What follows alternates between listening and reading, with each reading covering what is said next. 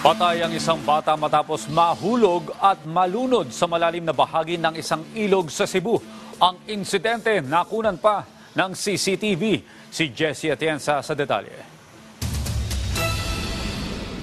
Kuha sa CCTV ng Barangay Dayas ang dalawang batang ito na tila naglalaro lamang sa ilog Sabado ng hapon. Maya-maya, makikita ang batang nakaputing sandok na lumakad papunta sa unahan nang biglang nahulog sa malalim na bahagi ng ilog. Makikita pa sa video na tila humahampas pa sa tubig ang bata. Makaraan ng halos 2 minuto, hindi na gumagalaw sa tubig ang bata.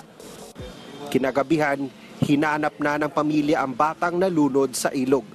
Hanggang makita siya at iniahon na ng kanyang ama, ang 4 na taong gulang na bata na kinilalang si Junjun. Masakit ang loob ng pamilya ng bata sa kanyang pagpanaw. Ayon sa ina ni Junjun, sanay nang naglalakad at naglalaro sa kanilang lugar ang kanyang anak. Wala po ako dito noong araw na yon kasi doon ako sa ibang lugar naglalaba. Pag uwi ko, nawala na yung anak ko. Kaya ang sabi ng asawa ko, nawala daw ang bata. Sinabi ko sa kanya, puntahan mo baka nandoon. Puntahan niya ang ibang internetan dito, wala naman siya nakita. Sabi ko sa kanya, palagi ko baka nandyan sa sapa. Tingnan mo na lang sa ilog. Subukan niyang i-mouth-to-mouth ang anak namin, baka daw masagap pa, pero wala naman. Paliwanag naman ng barangay, may riprap sana sa tapat ng ilog, pero giniba ito para sa gagawing proyekto sana ng LGU ng Cebu City upang maayos ang 3-meter easement sa ilog.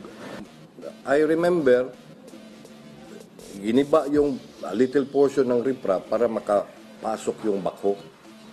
Makastage yung bako para yung gagawin niya.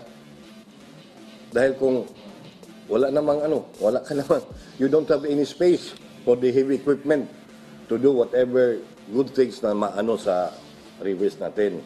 Naging leksyon sa pamilya ang insidente na mas maging maingat sa kanilang mga anak, habang plano naman ngayon ng barangay na maghanda ng budget para sa mga tauhang magmomonitor sa kanilang mga CCTV. Mula sa PTV Cebu, Jessie Atienza para sa Morning Show ng Bayan, Rise and Shine, Pilipinas.